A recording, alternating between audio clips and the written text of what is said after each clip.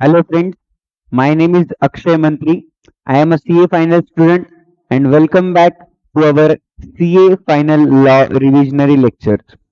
जिसमें कि हमने हमारा फर्स्ट चैप्टर स्टार्ट किया था appointment and qualification of directors. हमारे लास्ट लेक्चर में हमने देखा इंडिपेंडेंट डायरेक्टर्स के बारे में और सेक्शन 150।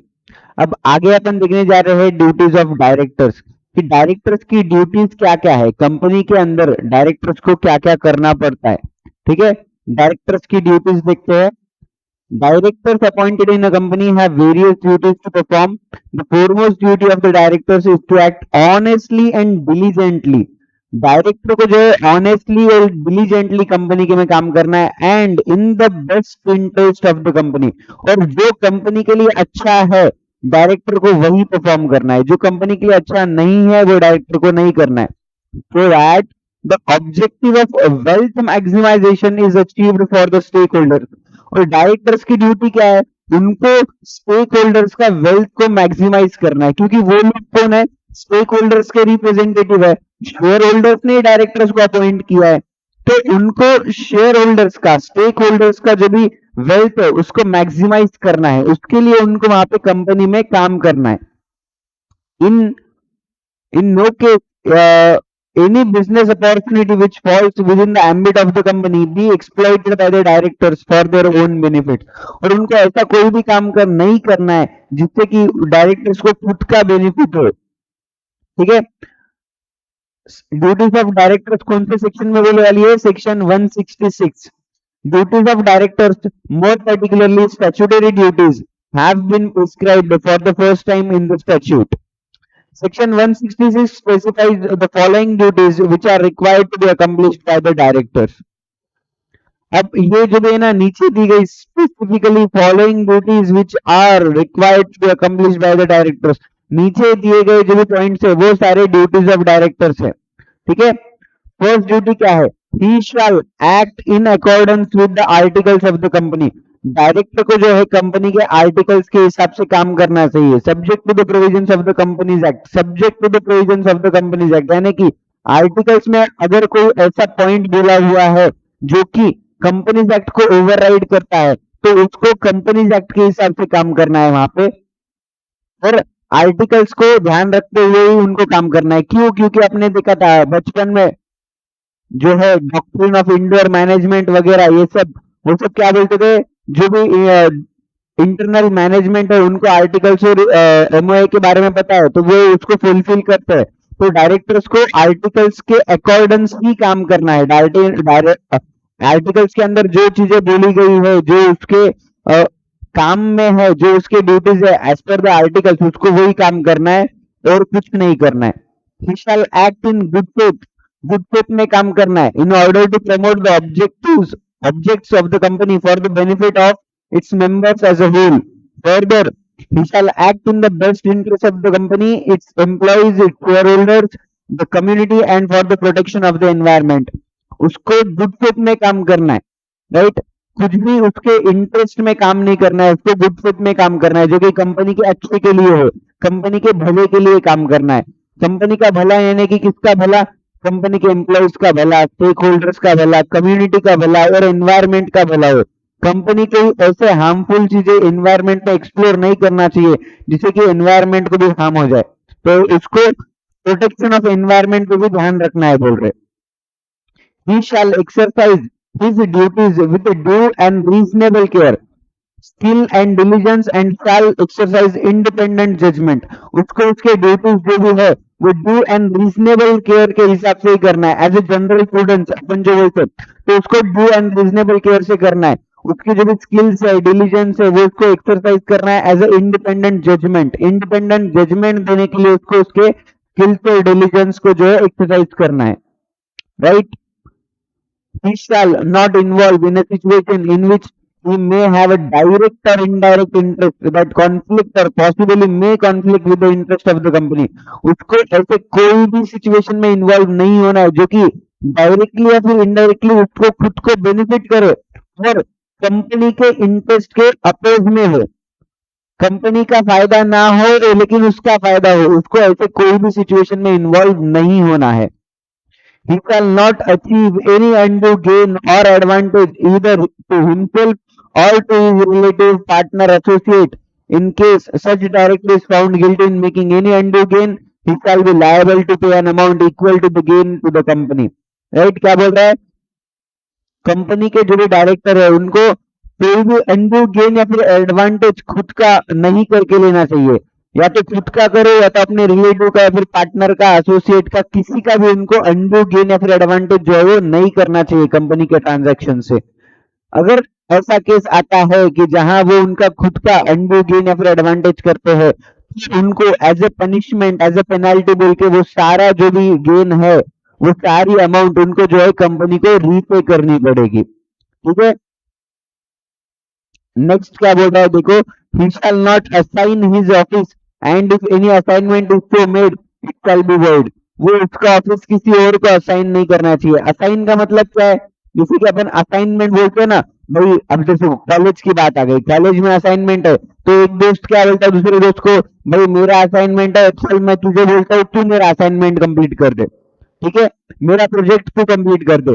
तो वैसा केस यहाँ पे नहीं होगा। यहाँ पे डायरेक्टर दूसरे किसी और पर्सन को नहीं बोल सकता कि भाई मेरी वहां पे डायरेक्टरशिप है, मेरे जगह पे क्या करो, तुम जाओ, तुम जाके बैठ जाओ, फिर तुम जो है मेरा काम संभालते जाओ। अल्टरनेट डायरेक्टर और का केस अलग है, क्योंकि वहां पे डायरेक्टर अपॉइंट करते हैं अल्टरनेट डायरेक्टर, जो कि अगर समझो 6 महीने से ज्यादा के लिए कोई कहीं बाहर जा रहा है तो तब के केस में। यहाँ पे ये असाइनमेंट है, अपन ही अपने अपन अपॉइंटमेंट हो रहे, अपने नाम पे डायरेक्टरशिप लिए लेकिन अपने जगह पे काम किसी और को दे रहे, वैसा नहीं चलेगा। The assignment of his office has been made invalid because of the fact that the shareholders have elected a particular person as a director for the management of their company। क्योंकि shareholders ने तुमको देख के appoint किया था, तुमको director appoint किया था, तुम किसी और को अपॉइंट करेंगे उसके लिए नहीं रखा था तुमको, वहां पे तुमको असाइन किया था तो तुमको वहां पे आके काम करना है। If such person assigns his office to some other person, the shareholders may not have the faith in other person, and therefore a person who does not command the faith of the shareholders cannot be given the responsibility to manage the company. In other words, it is required of the original director to carry out his duties of directorship on his own without assigning them to the same person. Delegation of duties to other staff members wherever permitted is not akin to the assignment of office। और जहां पे delegation of duties जो है किसी और staff को देनी है, वहां पे वो जहां पे वो परमिटेड है तो वहां पे असाइनमेंट ऑफ ऑफिस चलेगा। ठीक है ना। और इनके समझो तुम ये सब पॉइंट जो है ड्यूटीज कंप्लाई नहीं करते तो तुमको पनिशमेंट भी देने वाली है। Punishment for not accomplishing the statutory duties. If any director of a company contravenes the provisions of section 166, such director is punishable with fine which shall not be less than 1 lakh but which may extend to 5 lakhs। यानी कि 1 लाख रुपए से लेके 5 लाख तक तुमको जो है fine लग सकती है। मिनिमम 1 लाख, मैक्सिमम 5 lakhs की फाइन यहाँ पे बोली गई है कंपनीज एक्ट के अंदर, अगर तुम्हारे ड्यूटीज जो है वो कंप्लाई नहीं करते हो। ठीक है, एक क्विक रिवीजन यहाँ पे चार्ट दिया हुआ है। Duties of director section 166, prohibition on assignment of office of director, act in best interest of employees, shareholders, community, not involved in a situation in which company has interested, act in good faith to promote the objects of the company, exercise its duties with a due diligence and independent judgment, not achieve any undue gain or advantage, if liable pay equal amount, contravenes the provisions of this section, liable for fine 1 lakh to 5 lakh। ठीक है, ये हो गया section 166 के हिसाब से। और some other duties, ये तो हो गए प्राइमरी ड्यूटीज। ठीक है, और कुछ अदर ड्यूटीज भी यहाँ पे बोले गए, they are described as under file various document. अब ऑडिटर्स की, डायरेक्टर्स की ड्यूटी है कि जो भी डॉक्यूमेंट्स कंपनी को फाइल करने चाहिए थे वो टाइम टू टाइम फाइल हो रहे या नहीं हो रहे आप ध्यान रखना चाहिए, आपका काम है। क्योंकि मैनेजमेंट किसका है? डायरेक्टर्स का है। तो आपको ध्यान रखना चाहिए कंपनी को जो भी डॉक्यूमेंटेशन सबमिट करना था, जो भी स्पेसिफाइड टाइम लिमिट्स को कंप्लाई करना था, वो कर रहे या नहीं करना है। It is the duty of the director to file various documents required to file with the registrar within the specified time limits. Similarly, wherever required, the requisite documents must be filed with the other statutory bodies। और जो भी documentation आपको करना था दूसरे statutory bodies के साथ में, वो आपने बराबर से किया है या नहीं, वो आपको देखना है। ठीक है। To convey general meeting as and when required, AGM and EGM need to be conveyed by the directors. Directors का काम है AGM EGM appoint, AGM EGM जो है वो कंडक्ट करना, तो वो भी उनको देखनी चाहिए टाइम टू टाइम बराबर कंडक्ट हो रही है या नहीं। To attend board meetings, board meeting is the platform where collective decisions are taken for managing the company profitably. It is a statutory required of a company to hold at least 4 board meetings every year. एक साल के अंदर at least 4 quarterly, and gap between 2 board meeting must not exceed 120 days. 2 board meeting में का gap जो है वो 120 days से ज्यादा का नहीं होना चाहिए बोल रहे। ठीक है। अब क्वार्टरली अगर देखा जाए तो कितने होते हैं, 3 मंथ्स, 3 मंथ्स इंटू 30 डेज करो, कितना होता, 90 डेज। 90 डेज के अंदर अपने को एक बोर्ड मीटिंग लेनी चाहिए। तो यहाँ पे समझो एक्सटेंशन दिया है 30 दिन का, और समझो तुम्हारा नहीं हुआ, समझो बराबर से 3-3 महीने के अंदर लेना, तो तुमको एक क्वार्टरली में लेनी चाहिए बोल के 120 डेज तक का लिमिट दिया है। 120 डेज के अंदर अंदर तुम एक एक बोर्ड मीटिंग को एटलीस्ट रख देना, तुम्हारे 2 बोर्ड मीटिंग में का गैप जो है वो 120 डेज से एक्सीड नहीं करना चाहिए। However a company may as per the exigence hold more meetings than statutory required and every director is duty bound to attend them। यानी कि क्या बोल रहा है, एक्ट के हिसाब से मिनिमम 4 एक साल के अंदर। ठीक है। इससे ज्यादा तुम ले सकते, क्या ले सकते, कितने भी लो, हमको क्या है, हम बोलते 4 लो, कंपनी एक्ट बोलता है कम से कम 4 लो, क्वार्टरली लो। उससे ज्यादा तुमको कितने लेने तुम्हारी मर्जी, 10 लो, 50 लो, 8 लो, 9 लो, कितने भी लो, 4 कम से कम लो, ज्यादा लो तुम्हारी मर्जी, तुम्हारी जिम्मेदारी, हमको कुछ नहीं करना। और हर डायरेक्टर का ड्यूटी है कि वो duty bound to attend the meeting. Director is duty bound to attend, उसका ड्यूटी है कि वो आना चाहिए बोर्ड मीटिंग में। क्यों आना चाहिए भाई, डायरेक्टर का काम ही तो है। अब बोर्ड मीटिंग किसके लिए है, डायरेक्टर्स के लिए है ना, तो डायरेक्टर सब डायरेक्टर्स कहाँ मिलते, बोर्ड मीटिंग में मिलते, और कंपनी को आगे क्या करना चाहिए वो सारे डिसीजन लेते बोर्ड मीटिंग के अंदर। तो डायरेक्टर का ड्यूटी है कि वो बोर्ड मीटिंग में आए। A director, they may not attend at all the board meetings held in a year, but in case he remains absent from all such meetings held within a period of 12 months, either with or without seeking leave of absence, he shall be deemed to vacate the office।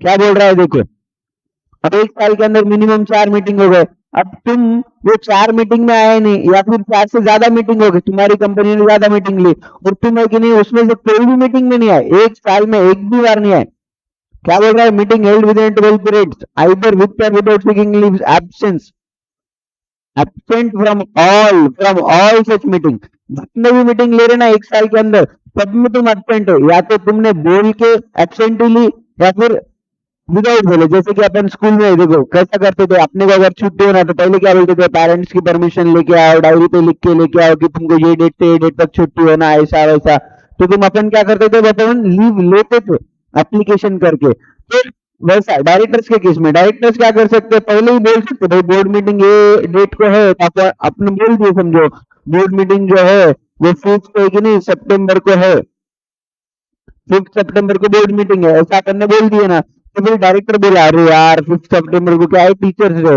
मेरे को क्या करने का, इधर इधर programme है, वहां पे जाने का है। अभी फिर वो डायरेक्टर बोला भाई ये लो मेरा एप्लीकेशन, मैं आ नहीं सकता, मेरी लीव है उस दिन। ठीक है। तो फिर लीव तुम्हारी हम एक्सेप्ट करेंगे, ये तुमने लीव हमको बोल के ली, या फिर कोई अर्जेंट काम आ गया, विदाउट बोले छुट्टी ले ली, विदाउट बोले आए नहीं बोर्ड मीटिंग के अंदर, तो वो हो गया absence without application, without taking leave.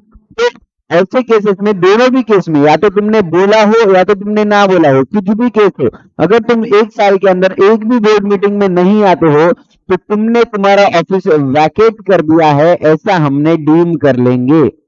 Deemed to have vacated office, deemed का मतलब क्या होता है, हम अज्यूम कर लेंगे कि तुमने जो कंपनी एक्ट क्या बोलता है वहां पे हम अज्यूम कर लेंगे कि तुमने जो तुम्हारा ऑफिस वैकेट कर दिया है, तुम ऑफिस छोड़ चुके हो हमारी कंपनी के अंदर से। ठीक है ना। टू डिस्क्लोज इंटरेस्ट, ड्यूटी क्या है, डिस्क्लोज करो इंटरेस्ट, जहां भी तुम्हारा इंटरेस्ट आता है कंपनी के किसी भी ट्रांजैक्शन में, तो तुमको वहां पे अपना इंटरेस्ट जो है बोर्ड मीटिंग के अंदर बोलना चाहिए। In the ordinary course it is required of a director that his interest should not clash with the interest of the company. उसका इंटरेस्ट कंपनी के इंटरेस्ट के साथ में क्लैश नहीं करना चाहिए। That is he should not get himself benefited from a transaction the profit for which belongs to the company।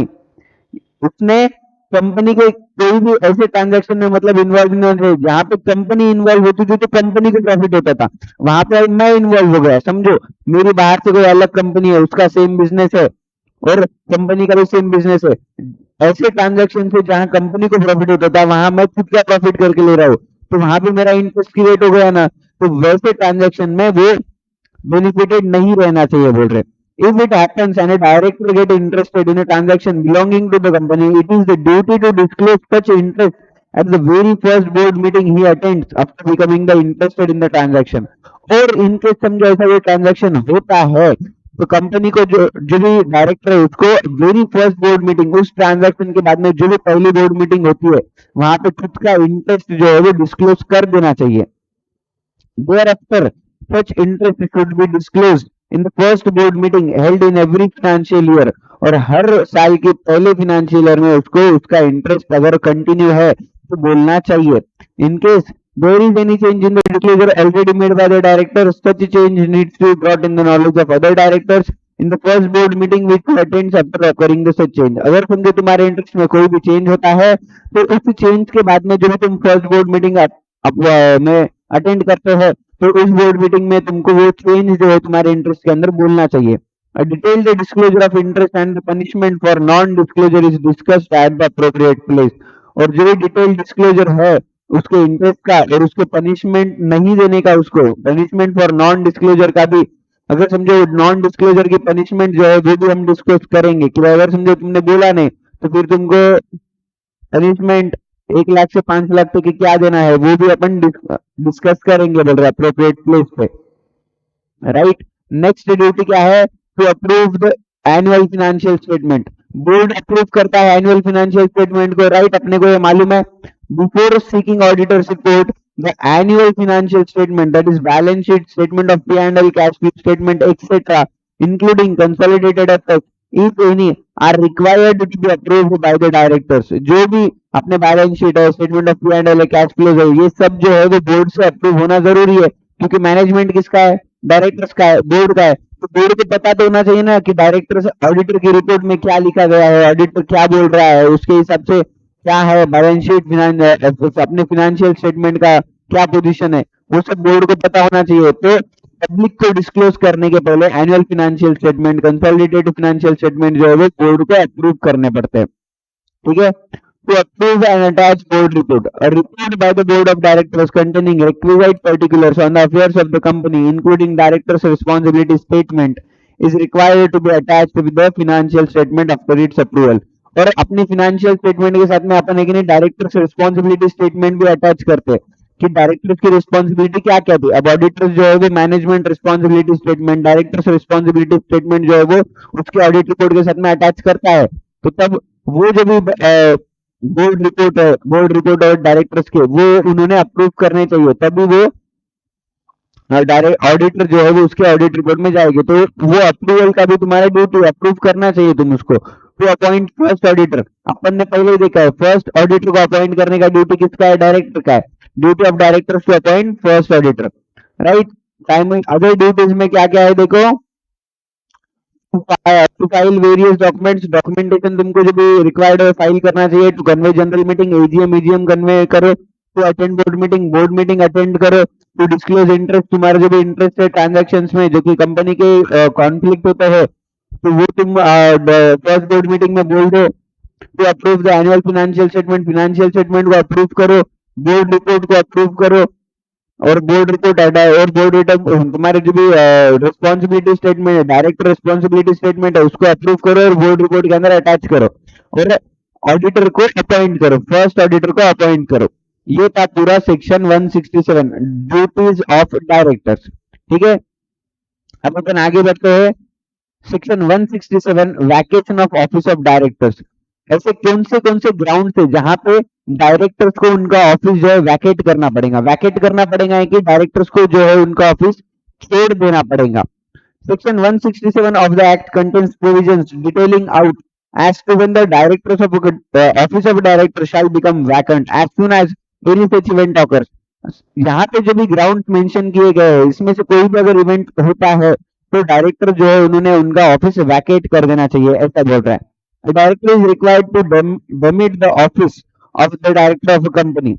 These provisions are given as under grounds for vacation। ऐसे कौन से ग्राउंड्स है, ऐसे कौन से बेसिस है जहां पे उसको उसका ऑफिस जो है वो वैकेट कर देना पड़ेगा। According to section 167(1) the office of a director shall become vacant in case he incurs any of the disqualifications specified in section 164। अपन ने सेक्शन 164 देखा है, वहां पे बहुत सारे डिस्क्वालिफिकेशंस में बोले गए हैं, स्पेसिफाई किए गए हैं। अगर उसमें से कोई भी एक भी अगर डिस्क्वालिफिकेशन आप इन फुलफिल कर देते हो तो आपको जो है आपका ऑफिस वैकेट करना पड़ेगा। However if he incurs disqualification under 164(2), the office of the director shall become vacant in all the companies except the company in which default under subsection। यानी कि सेक्शन 164(2) के अंदर जो भी डिस्क्वालिफिकेशंस बोले वाले हैं, अगर वो डिस्क्वालिफिकेशंस तुम फुलफिल कर देते हो, वो अगर उस बेसिस पे अगर तुम डिस्क्वालीफाई होते हो तो तुम जो है सिर्फ अपनी कंपनी में नहीं, जहां पे उसी कंपनी में नहीं, तुमने जहां भी डायरेक्टर बोल के ऑफिस होल्ड किया है वहां से तुमको सभी जगह से तुम्हारा ऑफिस जो है वो वैकेट करना पड़ेगा बोल रहा है। ठीक है, नेक्स्ट क्या है, if he absent himself from all the board meetings. अपन ने देखा है ड्यूटी में क्या भी, जहां पे वो एक साल के अंदर कोई भी अगर बोर्ड मीटिंग में नहीं आता है, एब्सेंट रहता है by seeking leave or without seeking leave, तो तुम जो है वहां से वैकेशन तुम्हारा ऑफिस का हो गया ऐसा हम मान लेंगे। He acts in contraventions of the provisions of section 164। Section 164 के प्रोविजंस को अगर तुम कॉन्ट्रावेन कर देते हो, रिलेट क्या है section 164, relating to entering into contracts और arrangements in which he directly और इनडायरेक्टली इंटरेस्टेड। सेक्शन 164 के जो प्रोविजंस है अगर तुम उसको कॉन्ट्रावेन करते हो तो तुम्हारा ऑफिस वैकेट कर देंगे। ठीक है, he fails to disclose his interest। अगर तुम इंटरेस्टेड है और तुमने तुम्हारा इंटरेस्ट जो है डिस्क्लोज नहीं किया सेक्शन 164 के हिसाब से, अभी अपन ने देखा, तो वैसे केस में तुम्हारा ऑफिस वैकेट करना पड़ेगा। इन एनी कॉन्ट्रैक्ट और arrangement in which he directly और indirectly interested in contravention of the provisions of section 164। he becomes disqualified by order of the court or tribunal। Court के order से या फिर tribunal के order से अगर तुम डिस्क्वालिफाइड हो जाते हो तो फिर तुम्हारा ऑफिस जो है वो छोड़ देंगे। यहाँ पे तुम्हारा सेल्फ इंटरेस्ट जो है सेक्शन 164 में 167 में बात कर रहा है। एब्सेंट हिमसेल्फ भी सेक्शन 166 में अपन ने अभी देखा ऊपर ही, ड्यूटीज ऑफ डायरेक्टर के अंदर देखा ना, राइट।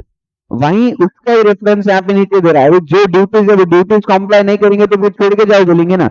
अब सिंपल बात है, देखो भाई एम्प्लॉय का काम है ऑफिस में जो भी XYZ उसको काम दिया है वो काम करना। अगर तुम वो काम नहीं कर रहे तो फिर तुमको ऑफिस में रखोगे मतलब है क्या? सीधा फिर तुम्हारा जो भी एम्प्लॉयर है तुमको क्या बोलेगा, भाई छोड़ के जा, निकल जा मेरे ऑफिस से, चल वेट लॉस पहली फुर्सत में निकल, ऐसा करना। वैसा केस है डायरेक्टर को भी अपन क्या बोलेंगे, भाई तुम्हारे ड्यूटीज अपन 166 में बात करें, अगर तुम ड्यूटीज कॉम्प्लाई नहीं कर रहे तो यहाँ क्या पैसे चुपट खाने को बैठे क्या? पहली फुर्सत में निकलने का क्या, पहली फुर्सत में डायरेक्टर को अपन 167 में बोला कैसा कैसा निकालने का।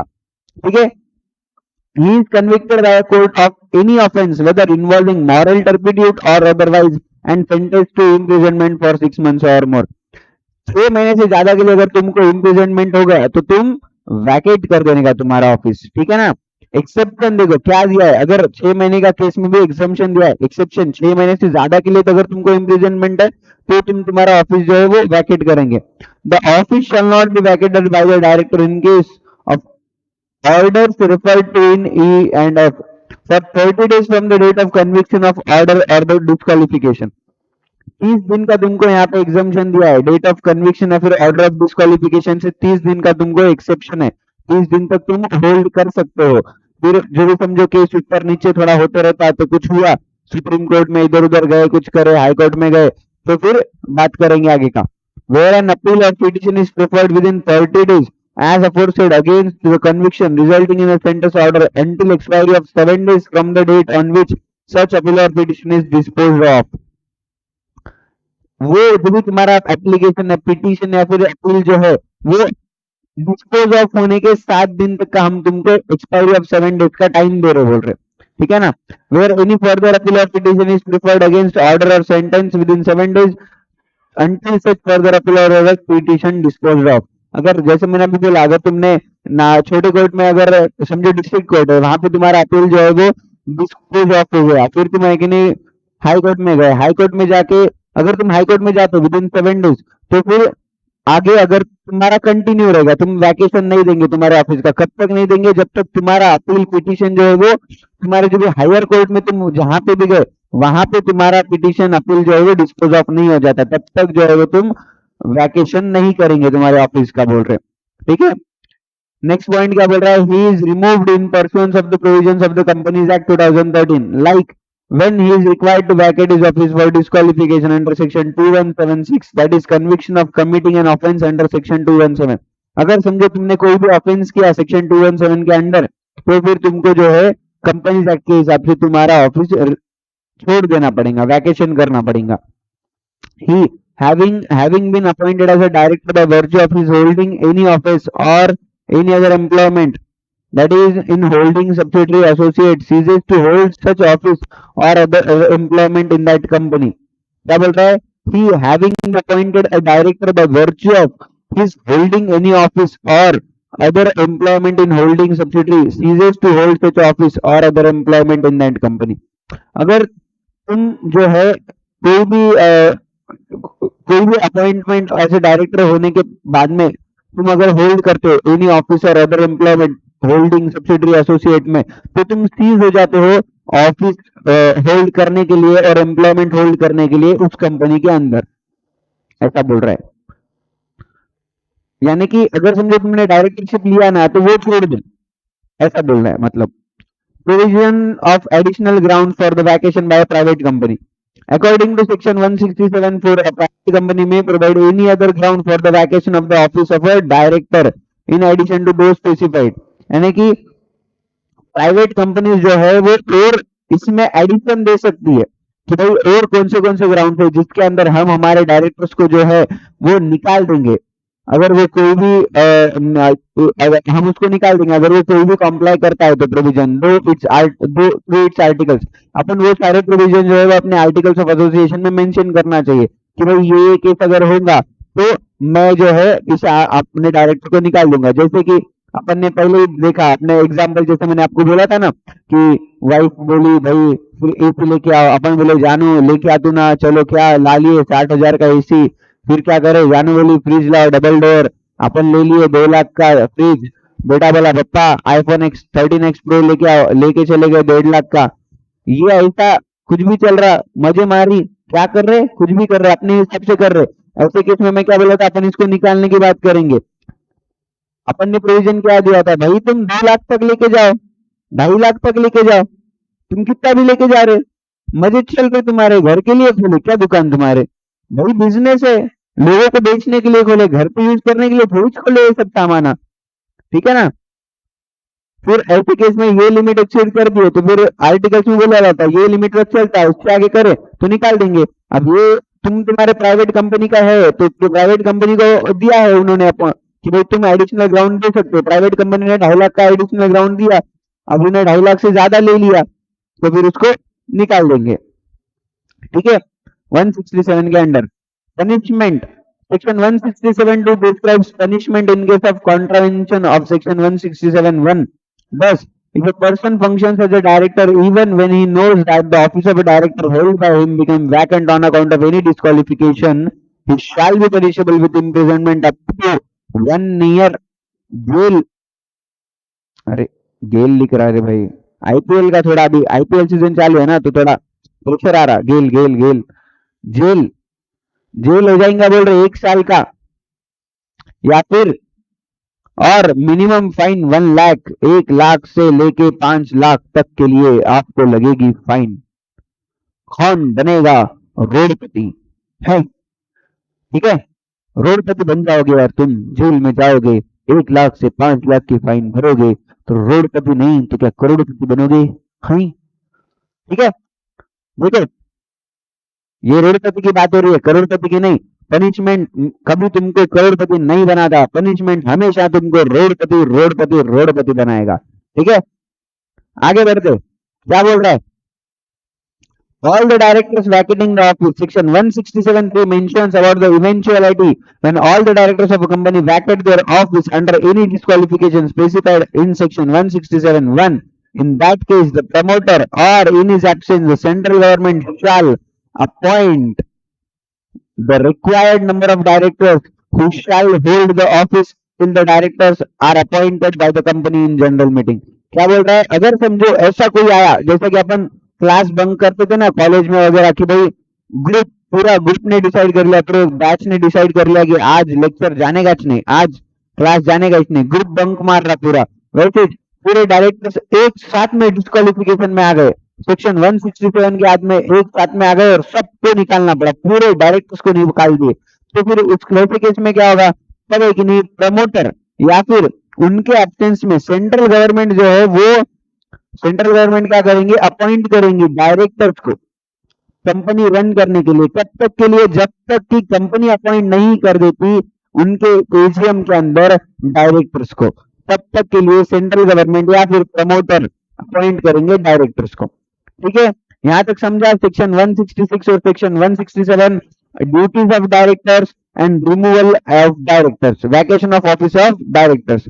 ठीक है, अब नेक्स्ट सेक्शन है अपना सेक्शन 168 रेजिग्नेशन ऑफ डायरेक्टर्स। कितना है ये देखो इसका, हाँ छोटा सा ये हो जाएगा, कोई बात नहीं। Resignation of directors, directors resign, भाई खुद से डायरेक्टर बोल सकता है भाई मेरे को नहीं करने का तुम्हारे कंपनी में काम, छोड़ देने का, बहुत किटकिट है भाई, बहुत मैनेजमेंट का काम है, बहुत लफड़े का हुआ काम आ रहा कुछ भी है, तो अपन खुद भी रिजाइन कर सकते एज ए डायरेक्टर की पोस्ट से। Provisions regarding resignation of directors have been included in Companies Act 2013 for the first time. Companies Act 2013 के अंदर फर्स्ट टाइम ये प्रोविजन आए बोले। इसके पहले जो भी कंपनीज एक्ट था, कंपनीज एक्ट 1956, उसके अंदर ये प्रोविजन ही नहीं था रेजिग्नेशन का, डायरेक्टर तब रेजिग्नेशन दे ही नहीं सकते थे, लेकिन सेक्शन 2 कंपनीज एक्ट 2013 में उन्होंने रेजिग्नेशन ऑफ डायरेक्टर्स का प्रोविजन लेके आए। Section 168 read with Rule 15 and Rule 16 of the Company's Appointment and Qualification of Directors, Rule 2014, deal with the resignation of director as under. क्या बोल रहा है, देखो यहाँ पे प्रोसेस बोला हुआ है रेजिग्नेशन ऑफ डायरेक्टर्स का। यहाँ पे कलर चेंज करता है, रेड में दिखेगा नहीं ना। अपन क्या करते हैं यहाँ पे, कौन सा कलर लेते हैं, देखो green, black, blue, yellow, yellow दिखेगा क्या, हाँ दिख रहा है दिख रहा है, चलो येलो, डर्टी येलो मत बोलो रे कुछ भी, येलो येलो अच्छा रहता। हाँ, notice of resignation in writing may be served to the company by the director. जब भी तुमको रिजाइन करना है तो नोटिस तुमको देना है इन राइटिंग, लिखित, इलेक्ट्रॉनिक मोड में नहीं, मेल कर दिया तुमको जनता ने, लिख के दो राइटिंग में कि भाई मेरे को रिजाइन करना है, application for resignation, application for resignation from your company, blah blah blah blah blah, क्यों कर रहे, क्या कर रहे, सब सब लिख दो, पूरा लिख दो उसके अंदर, तुम्हारी मैनेजमेंट खराब, तुम खराब, तुम्हारे जो भी तुम्हारे पॉइंट है वो सब पॉइंट लिख दो नोटिस ऑफ रेजिग्नेशन के अंदर। और किसको देना है, may be served to the company by the director, company को देना है। फिर क्या होगा, board takes note on the receipt of the notice, फिर बोर्ड क्या करेगा, उसकी नोट लेगा कि भाई ये डायरेक्टर जो है वो अपने बीच से जाना चाहता है, अपने बोर्ड को छोड़ना चाहता है। फिर company shall take intimate, company shall intimate registrar within 30 days of receipt of the notice in form DIR 12। फिर कंपनी क्या करेगी, within 30 days of receipt of notice form DIR 12 के अंदर रजिस्ट्रार को बोलेगी कि भाई ये हमारा जो भी डायरेक्टर है ना वो हमारी कंपनी से रिजाइन करना चाहता है, हमारी कंपनी को छोड़ना चाहता है। फिर नेक्स्ट प्रोसेस क्या है, fact of such resignation is given in the report of directors placed in the immediately following general meeting.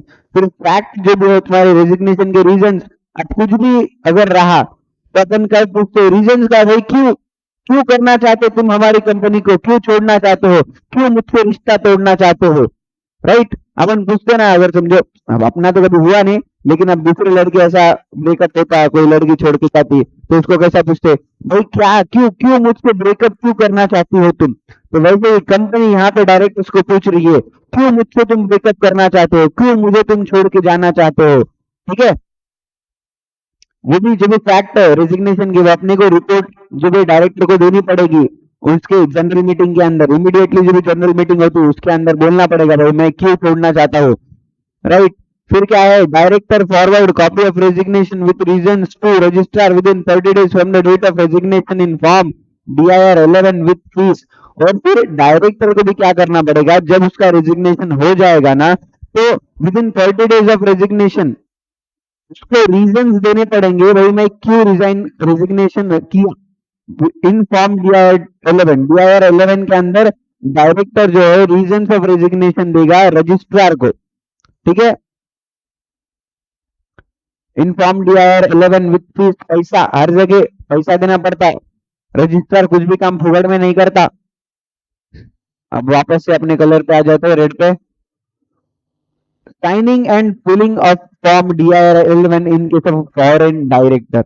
अगर अगर समझो फॉरेन डायरेक्टर है कोई, तो वो कैसे साइन करेगा या फिर फाइल करेगा फॉर्म DIR 11, उसका बोला हुआ है, in case a company has already filed form DIR 12 with the registrar, a foreign director of such company resigning from his office may authorize in writing a practicing chartered accountant or cost accountant in practice or company secretary in practice or any other resident director of the company to sign form DIR 11 and file the same on his behalf, intimating the reasons for the resignation। अब क्या बोल रहा है, अब foreign director है, sign करने के लिए फॉरेन से आएगा क्या, नहीं आएगा। अब कंपनी ने फॉर्म DIR 12 जो है अपलोड दे दिया रजिस्ट्रार को कि भाई ये फॉरेन डायरेक्टर है हमारा, वो हमारा कंपनी को जो है छोड़ना चाहता है। फिर कंपनी एक्ट क्या बोलता है, तो तुम तो वहां से आ नहीं सकते ना, तो तुम क्या करो, तुम जो है वो ऑथोराइज करो, राइटिंग में लिख के ऑथोराइज करो कि मैं जो भी है ये पर्टिकुलर CA अपने को बोले, भाई काम काम दे रहे अपने कुछ भी, CA CS cost accountant cost accountant cost accountant company secretary या फिर और कोई भी डायरेक्टर, अदर डायरेक्टर्स,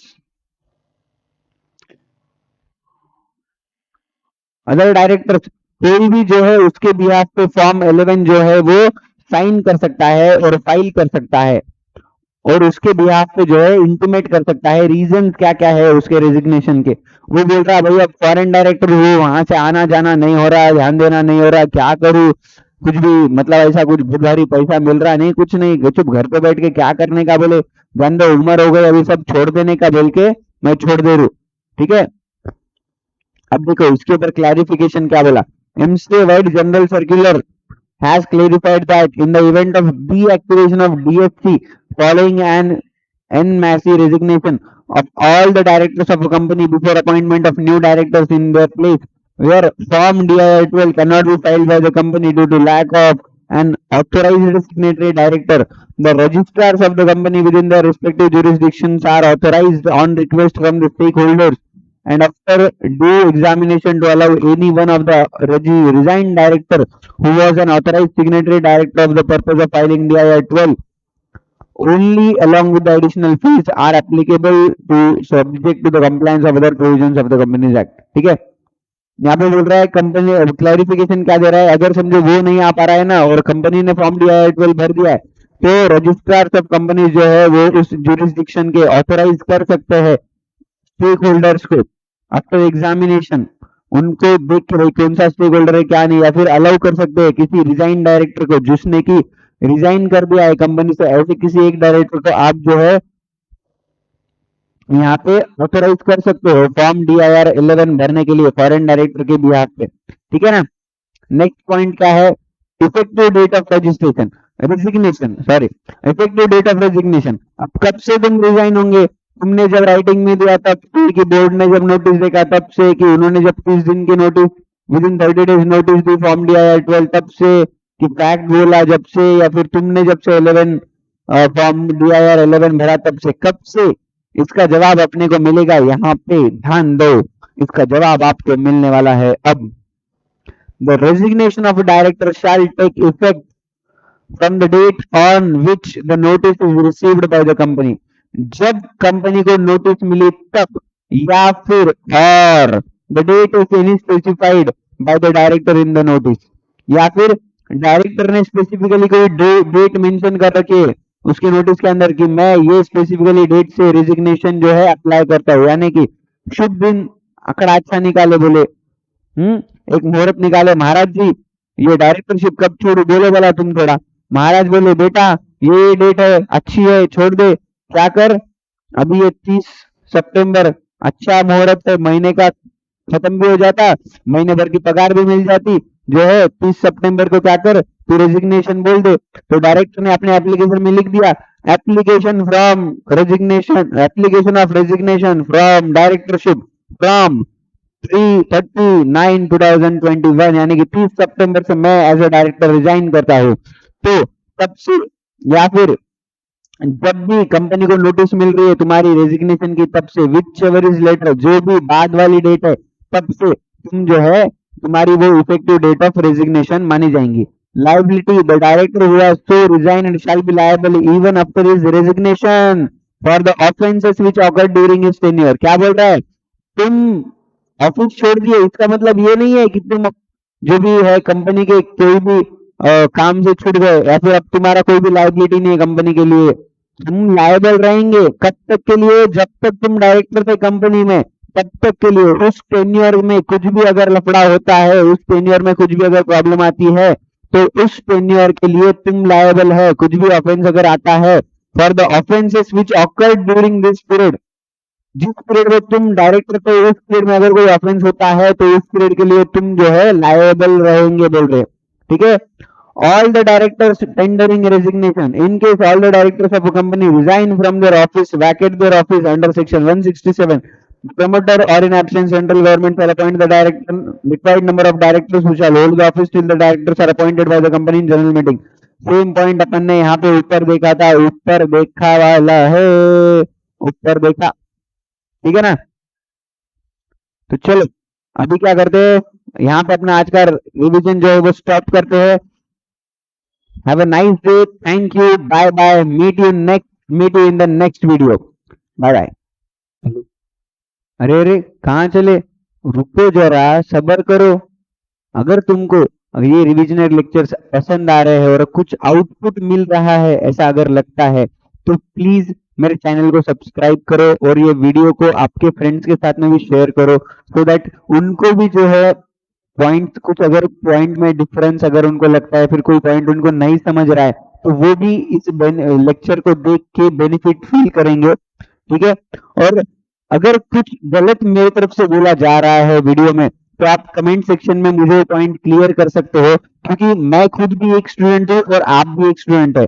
यहाँ पे अपना 2 वे कम्युनिकेशन होने वाला है। तो आप आपका जो भी पॉइंट है कमेंट बॉक्स में डालो, अगर कोई डाउट है कमेंट बॉक्स में डालो, मैं ट्राई करूंगा आपकी हर कमेंट को मैं रिप्लाई कर सकूं, आपका हर पॉइंट जो मैं सॉल्व कर सकूं।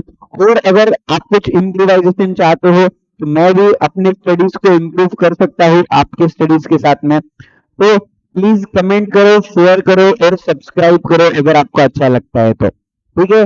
Bye bye, thank you.